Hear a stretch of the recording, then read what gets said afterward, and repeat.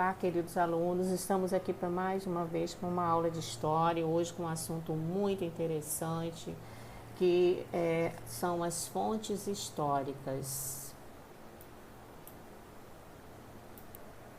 Então, queridos alunos, nós temos que entender, precisamos entender que as fontes históricas, elas são produzidas, né, pelo homem na sua passagem pela Terra, é tudo aquilo que é produzido por ele. E nós sabemos que, né, todas as gerações, todos os povos, a nossa geração está produzindo, né, muitos vestígios. Então, essas fontes históricas são exatamente isso, rastros, vestígios de tudo que se produz, de tudo que o homem produz na sua trajetória. Então, nós vamos entender hoje que as fontes históricas elas podem ser material e pode ser também imateriais, né? Por quê? Nós vemos que material é tudo aquilo que é concreto, que o homem produz para sua necessidade diária, e, né, é tudo aquilo que é visível. E os imateriais nós vamos ver que são aquilo que é diretamente ligado aos testemunhos, que também são muito utilizados pelos historiadores para montar o seu conhecimento histórico.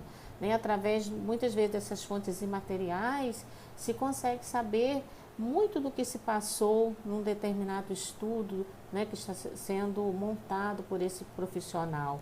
Então, esses testemunhos, muitas vezes, de pessoas, certos acontecimentos, né, que levam essa trajetória de se passar de geração para geração de forma oral, aquele conhecimento, as lendas, né, são parte dessa cultura oral. E nós vamos ver que temos povos na nossa antiguidade que, graças a esse trabalho dessas fontes, né, e materiais, que são essas fontes orais, que muito conhecimento foi, né, chegou até nós.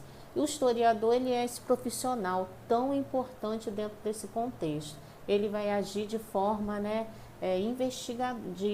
como um investigador mesmo, né? É um detetive diante desses conhecimentos, sabendo que o conhecimento dele é parcial. Ele não tem como abraçar todo um conhecimento de uma época. Então, ele vai delimitar o seu estudo diante de alguns fatores, né? Por isso que a história, ela não pode ser considerada como uma coisa que é pronta e acabada. Porque muitos conhecimentos podem surgir nesse caminho e mudar muitas vezes o que se tem como verdade até então.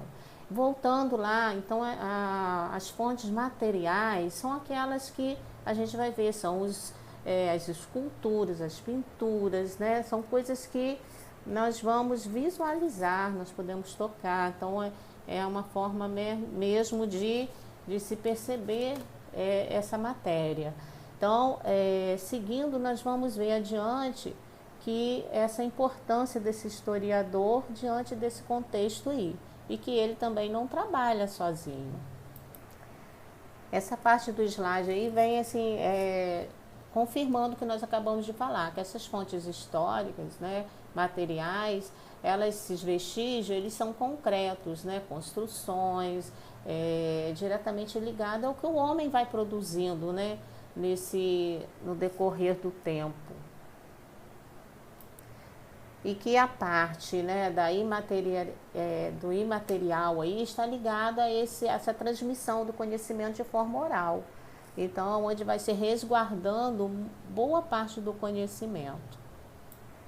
Como vocês podem ver aí, o que é história, né? A palavra história tem origem do idioma grego e é oriunda do vocabulário histor, que significa aprendizado, sábio.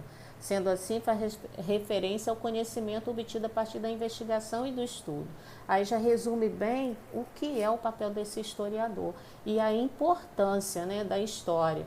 Porque, queridos, se nós não tivermos a história, e é uma pena que muitas às vezes não valorizam, né, isso aí, nós vamos ver que acaba-se a memória. Né? Já pensou? Um povo sem memória é um povo que não tem o que lembrar, né?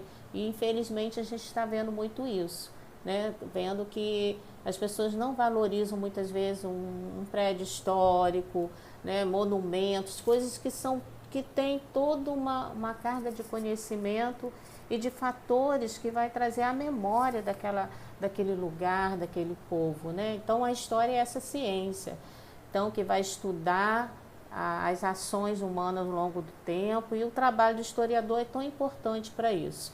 E para isso ele também se utiliza de outros profissionais que a gente também precisa entender que ele sozinho fica difícil também concluir esse processo histórico, esse estudo histórico. Ele tem o arqueólogo, o paleontólogo, a geologia, né, a própria geografia. Então são outros campos do conhecimento que também ajudam e muito o historiador no seu processo histórico. Então podemos analisar sem o acontecimento, né? Não tem trabalho do historiador. Então o historiador ele trabalha em cima dos fatos, dos acontecimentos.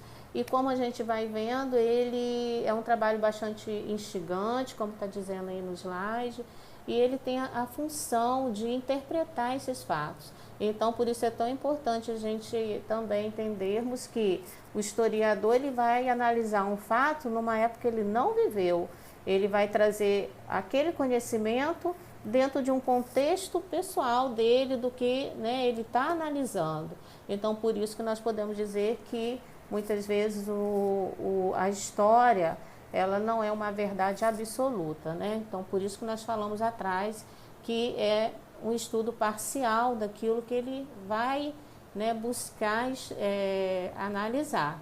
Então, por isso a gente tem que ter cuidado que a história ela não traz essa verdade absoluta, né?